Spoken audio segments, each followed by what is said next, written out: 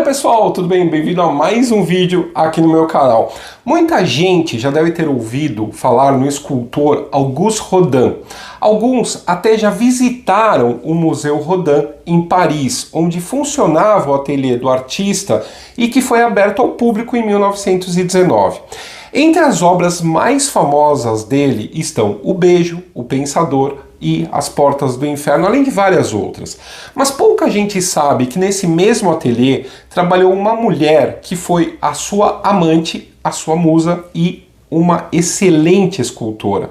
Ela terminou a vida no manicômio, não tanto por ser louca, mas por ser mulher e viver como queria.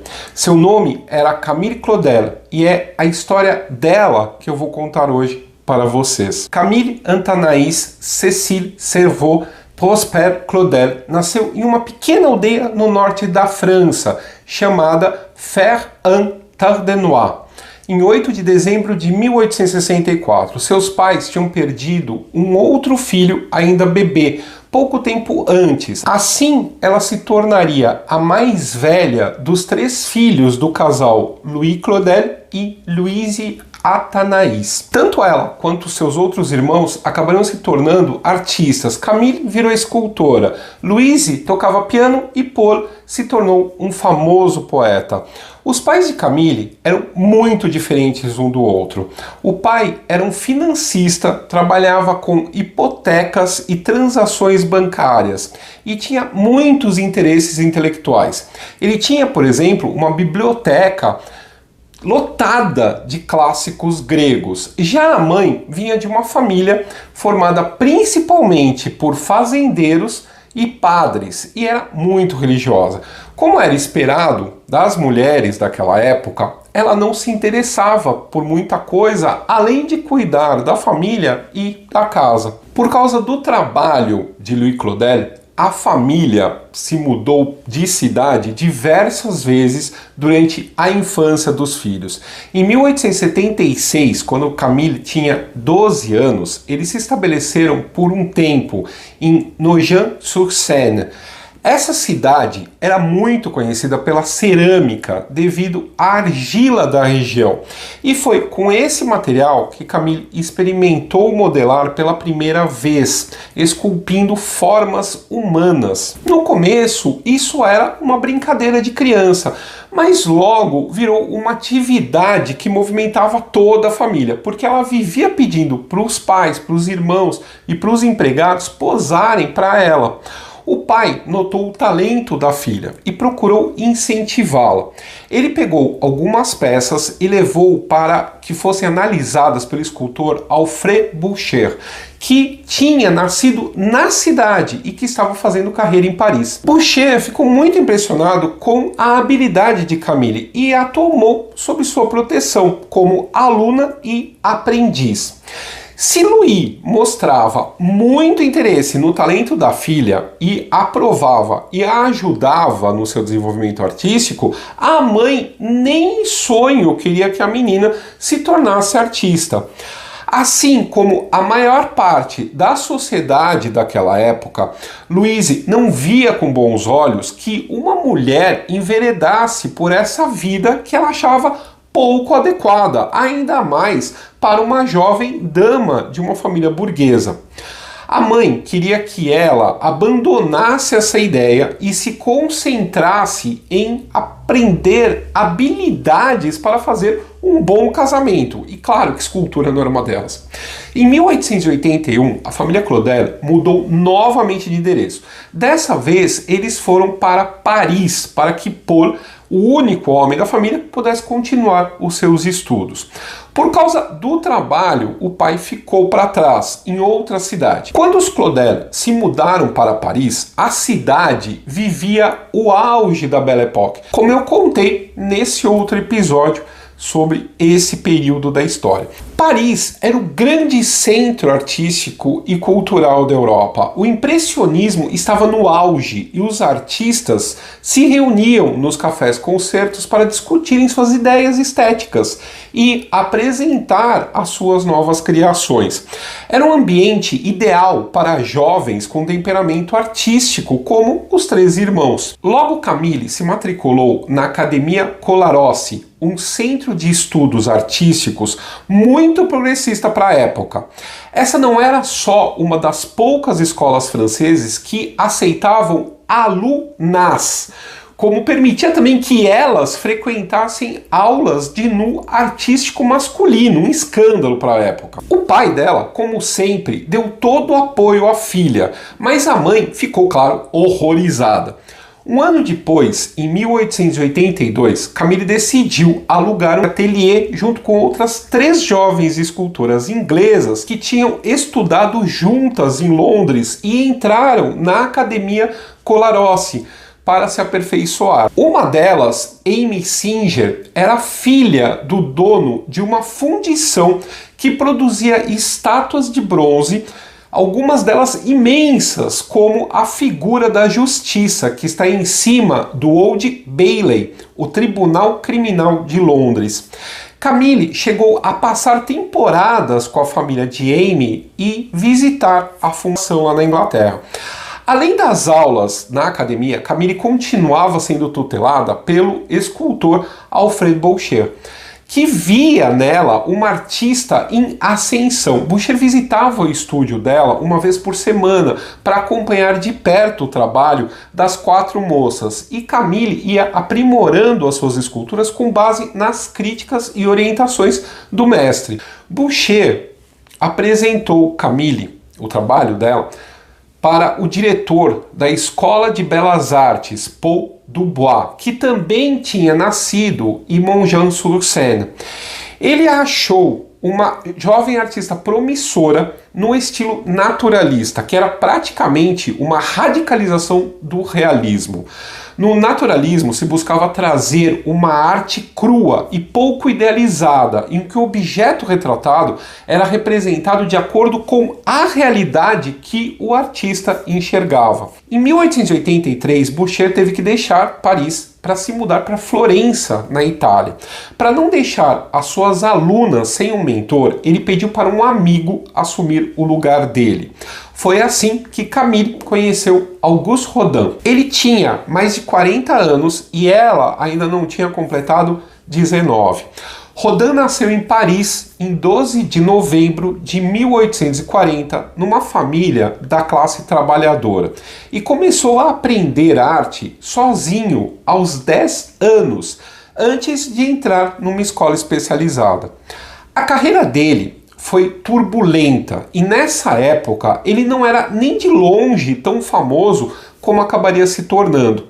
A maior parte do seu sustento vinha de colaborações com outros escultores para fazer encomendas públicas, e ele chegou a trabalhar desenhando vasos de porcelana para a fábrica de Sèvres. Devido às suas experimentações conceituais e estilísticas, Rodin era odiado pelos críticos franceses, mas era amado pelos artistas impressionistas, que o levaram para o ambiente das belas artes e o apresentaram a políticos que podiam ajudá-lo com a sua carreira. Esses contatos o fizeram conseguir sua primeira encomenda para uma obra de grande porte. Em 1880, ele foi contratado para criar um portal para um museu de artes decorativas que estava sendo planejado. O museu acabou nunca sendo construído, mas Rodin não interrompeu o trabalho na obra chamada de A Porta do Inferno. Ela foi inspirada no Inferno, a primeira sessão da Divina Comédia de Dante Alighieri. Eu falei um pouco sobre Dante no episódio sobre a Renascença. Quando Rodin conheceu Camille, A Porta do Inferno estava longe de ser terminada. A obra deveria ser entregue em 1885, mas no final das contas, Rodin continuou trabalhando nela por 37 anos até a sua morte. Para assumir as funções de mestre, Rodin foi bater na porta do ateliê das pupilas, das suas novas pupilas, e entrou cheio de si, todo arrogante, fazendo um monte de críticas, apontando defeitos e não dando um elogio. Camille não se intimidou. Ela era muito determinada e não ia deixar nenhum velho barbudo diminuir o valor dela só porque ela era jovem ou por ser mulher. Na verdade, Rodin, ele, apesar da pose toda, ele gostou do que viu e ficou muito intrigado com uma escultura em particular. Ela tinha o título de A Velha Helena e era o busto de uma senhora com a face marcada pelo tempo. Rodin se impressionou com o realismo da peça e ficou ainda mais espantado ao saber que a autora era Camille, uma moça tão jovem já mostrando tanto talento. Conforme Rodin foi instruindo as garotas, foi ficando cada vez mais encantado com o trabalho de Camille e acabou a chamando para trabalhar com ele no seu estúdio. Ele precisava de auxiliares para ajudá-lo com a Porta do Inferno e uma outra encomenda grande que ele tinha recebido, os Burgueses de Calais. O trabalho de auxiliar envolvia desde tarefas como preparar materiais para ele esculpir até mandar cartas em nome dele, como se fosse uma secretária.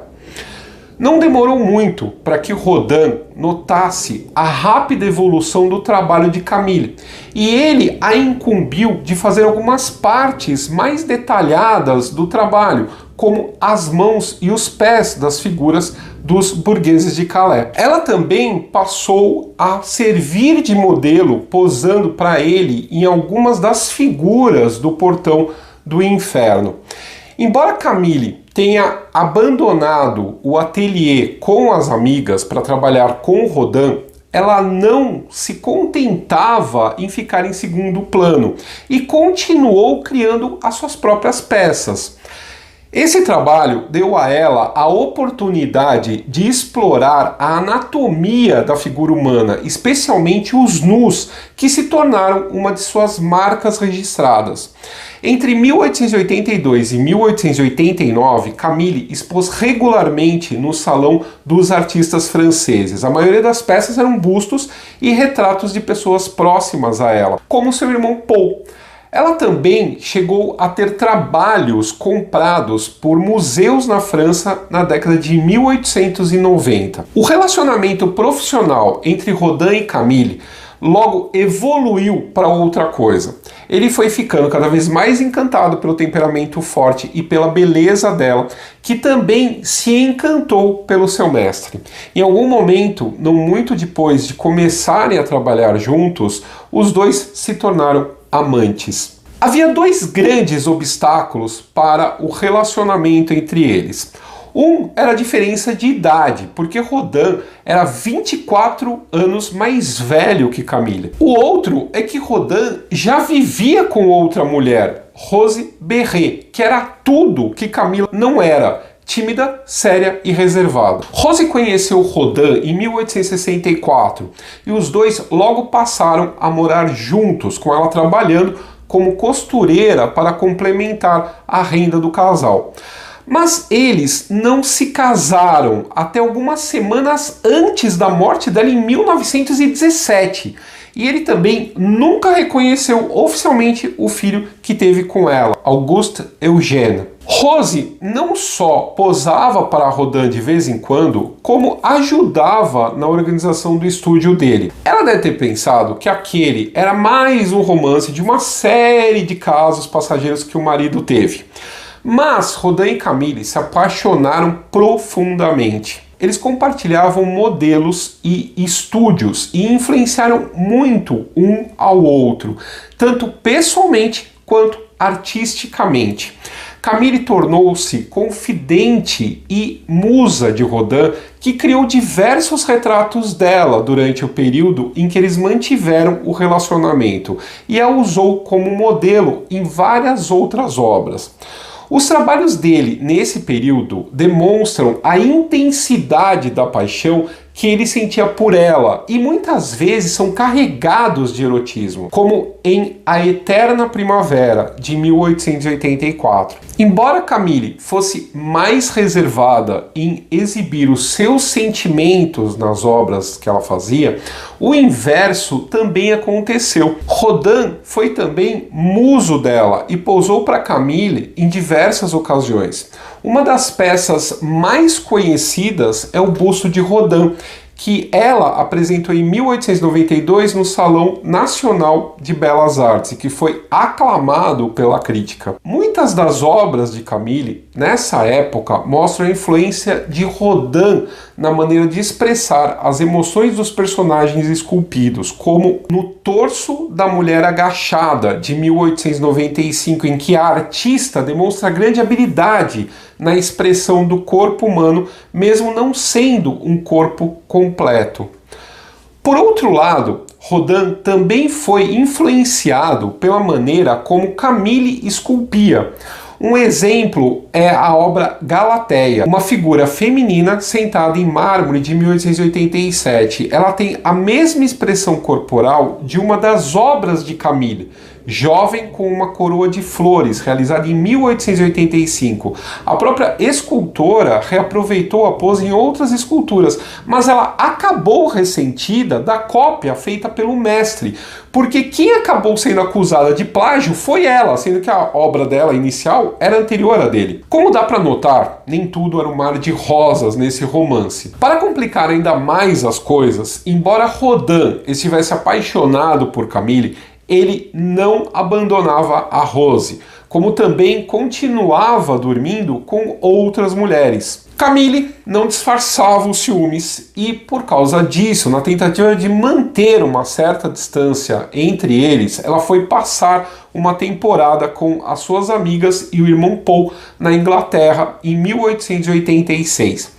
Rodin ficou desesperado de saudades e escrevia cartas cheias de amor, dizendo que sua alma pertencia a ela e que não tinha mais nenhuma outra amiga, o que, é claro, não era bem verdade. Camille voltou em setembro para a França e ele ficou tão feliz que aceitou assinar um contrato com ela em 12 de outubro. Nesse documento, ele prometeu que seria fiel a ela, que ela seria a sua única aluna e que ele a protegeria dentro do círculo artístico. Óbvio que nem precisa dizer que a parte da fidelidade nunca foi cumprida. E quanto ao resto, ele faria de qualquer forma, com contrato ou sem contrato, porque ele a considerava já uma grande artista. Logo depois, Camille começou a trabalhar em uma de suas primeiras obras de grande porte, Sakuntala, que retrata um rapaz de joelhos abraçando uma mulher que se inclina para ele. A inspiração veio de uma peça de teatro indiana do século V, que deu o nome à escultura. Camille primeiro fez uma versão em argila e depois um molde de gesso de 1,90 m de altura, que foi um enorme sucesso no Salão de Belas Artes de 1888. Mais tarde, ela fez uma versão em mármore e também várias peças menores em bronze, o que era comum na época.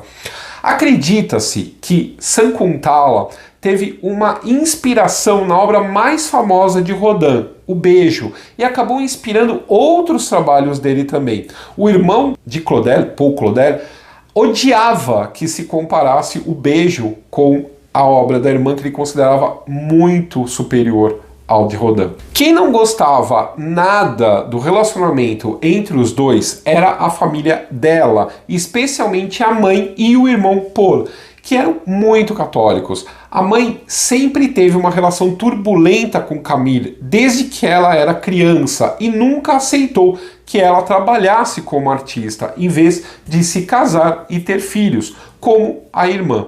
Já Paul continuou apoiando Camille, apesar de não aprovar seu modo de vida. Outra que se dava bem com ela era a irmã Louise e o marido, que ela chegou a esculpir na época do casamento deles. O conflito com a família acabou se tornando insuportável e em 1888 Camille decidiu ir morar sozinha. Rodin a ajudou a alugar uma casa, que eles chamavam de seu retiro pagão. Isso era muito incomum para a época, porque não se esperava que uma mulher morasse sozinha. Ou ela morava com a família, ou com o marido, ou no máximo com uma colega de quarto. Como se isso não fosse escandaloso o suficiente, os dois começaram a aparecer juntos publicamente como um casal, embora Rodin continuasse vivendo com Rose. Nesse período, Rodin também alugou um estúdio para trabalhar com Camille, só os dois. Eles passavam várias temporadas de verão num castelo renascentista perto de Tours, chamado Château de Lislet. Apesar dessas escapadas românticas, Camille começou a se sentir sozinha, sempre esperando por Rodin e dependendo dele. Ela sonhava em casar com ele, mas ele se recusava terminantemente a abandonar a companheira de 20 anos. Só que Camille estava começando a encontrar suas próprias influências fora do ateliê de Rodin. Em 1889, Paris estava agitada com a Exposição Universal. Camille resolveu visitá-la com um amigo, o compositor Claude Debussy, e ficou fascinada com as culturas do Extremo Oriente, especialmente as artes gráficas japonesas, que influenciaram os impressionistas e que viriam a influenciar o movimento Art Nouveau. A partir daí, o estilo dela começou a se afastar de seus mestres e se tornou menos naturalista, buscando expressar mais as emoções. As composições das esculturas foram se tornando mais ousadas, expressando cenas íntimas e cheias de sentimento entre um casal ou um grupo de pessoas. Um exemplo é a Valsa, terminada em 1890, que representa um casal de dançarinos. Esse trabalho já se afasta do impressionismo e se aproxima do Art Nouveau. A versão original mostrava os dois personagens completamente nus, o que causou escândalo na Academia de Belas Artes. A peça foi recusada. Então ela acrescentou um tecido que envolve a mulher da cintura para baixo, no qual ela vai se dissolvendo. Aos poucos, Camille começou a se irritar com as comparações entre ela e Rodin. Mesmo sendo uma das pouquíssimas mulheres aceitas na sociedade de belas artes, ela sofria com a dificuldade dos críticos em aceitarem que ela era uma artista independente. Além disso, o relacionamento entre os dois estava cada vez mais difícil e ela foi se dando conta de que ele nunca seria só dela. A gota d'água veio em 1892, quando Camille ficou grávida e sofreu um aborto.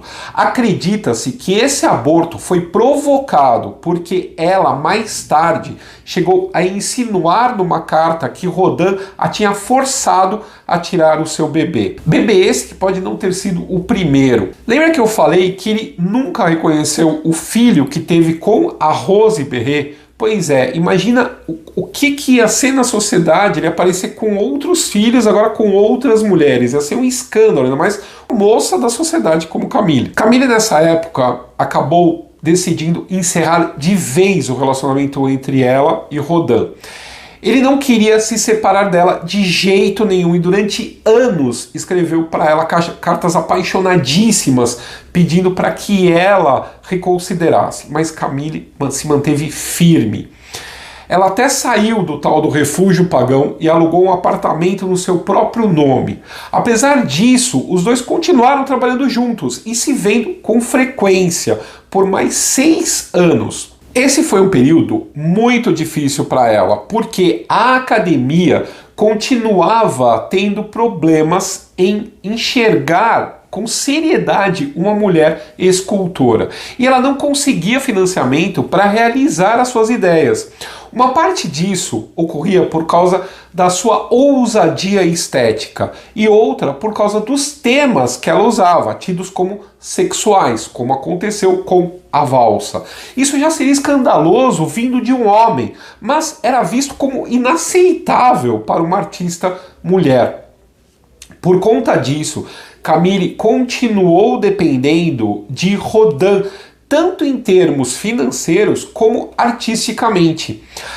Há evidências de que ele continuava falando a favor dela no mundo das artes, mas também se acredita que ele ficou enciumado da independência artística que ela estava tentando criar. Aos poucos, o estilo dela foi ficando mais vigoroso e se afastando do dele, que era mais suave. Isso pode ser visto, por exemplo, em Clotho, uma escultura de 1893 representando uma das moiras que tecem o destino dos homens na mitologia grega. Camille a representou com uma mulher nua muito velha, emaranhada no cabelo comprido. Rodin parece ter sido fundamental para que ela conseguisse a sua primeira encomenda do governo em 1895. Camille trabalhou 4 anos em A Idade Madura, cujo modelo foi exibido pela primeira vez em 1899. Rodin ficou chocado quando viu a obra pela primeira vez. A escultura tem 3 personagens, uma jovem de joelhos tentando alcançar um homem arrebatado por uma mulher velha. A escultura representa a passagem da vida, com a juventude tentando segurar o homem que se aproxima da velhice. Mas não é difícil fazer uma outra leitura desse grupo como Rodin fez. Era o triângulo amoroso em que eles se envolveram, com Camille tentando alcançar Rodin, que é levado embora por Rose. Depois disso, Rodin parou de apoiar Camille e rompeu relações publicamente com ela. Algumas pessoas acreditaram que ele até tentou fazer com que o governo cancelasse o financiamento da obra, que de fato só foi fundido em bronze muito mais tarde por iniciativa de particulares. Outras esculturas desapareceram misteriosamente dos museus onde elas estavam ou foram mandadas para lugares distantes e dispersadas. Quem apoiou Camille nesses tempos difíceis foram 2 pessoas que ela conheceu em 1896, o jornalista Mathias Morard e a condessa de Maigret. A condessa fez muitas encomendas, inclusive um busto que a retratava, e comprou a última escultura de grande porte de Camille, Perseu e a Górgona, de 1902. Já Morard a ajudou financeiramente, embora algumas vezes o dinheiro, na verdade, fosse mandado escondido por Rodin. Claude Debussy também permaneceu ao seu lado. Os dois eram amigos há muitos anos e compartilhavam vários interesses, por exemplo, na arte oriental. Alguns autores acreditam que ele era apaixonado por ela, mas não se sabe se os dois chegaram a ter um relacionamento. O que se sabe é que Debussy a admirava como artista e manteve uma cópia de A Valsa no seu estúdio até morrer. Embora as obras de Camille continuassem mostrando a sua evolução como artista, a carreira dela começou a ir ladeira abaixo. Ela não conseguia mais que o Estado financiasse nem a matéria-prima que ela precisava para terminar as suas esculturas, muito menos novas encomendas chegavam. Havia pessoas interessadas em comprar o seu trabalho, mas essas vendas não eram regulares e ela passou a ter sérios problemas financeiros. Camille chegou a escrever que não podia sair de casa porque não tinha sapatos. Ela passava a maior parte do tempo trancada no seu estúdio sozinha com os seus gatos e nem comia direito. A pessoa mais próxima dela era o irmão Paul, mas ele havia entrado para a diplomacia e estava trabalhando na China. O pai era o único da família que tentava ajudá-la, mas ele estava velho e doente e também estava longe. Toda essa situação acabou afetando a saúde mental de Camille. Por volta de 1905, quando ela estava com 40 anos, ela começou a demonstrar sinais de paranoia, acusando Rodin de tudo que dava errado na vida dela e chegando a dizer que ele queria matá-la. As crises foram fazendo com que os amigos mais próximos se afastassem. E no ano seguinte ela tinha piorado tanto que praticamente não saía mais de casa e começou a destruir todos os trabalhos que fazia, chegando a colocar fogo em modelos de cera e jogar moldes de gesso no Rio Sena. Por sorte, um amigo dela, que tinha uma galeria de arte, Eugênio Blot, mandou fundir em bronze muitas das obras dela e fazer algumas miniaturas. Outras ele mandou fazer em tamanhos grandes. Isso acabou garantindo que muito do trabalho de Camille Claudel sobrevivesse. A última exposição dela foi realizada na Galeria de Blot em 1908. Depois disso, a carreira de Camille acabou de fato. E ela ficou vivendo em seu estúdio, esquecida e abandonada até pela família. Quando o pai morreu em 3 de março de 1913, ela não foi nem informada e por isso não compareceu ao funeral. Com a morte de Louis Claudel, Camille perdeu a única pessoa da família que a amava e a apoiava incondicionalmente. Quem estava no funeral era Paul e a mãe deles, Louise, que provavelmente discutiram a situação de Camille. Eles resolveram ajudá-la, não a se reerguer, mas a sair do caminho.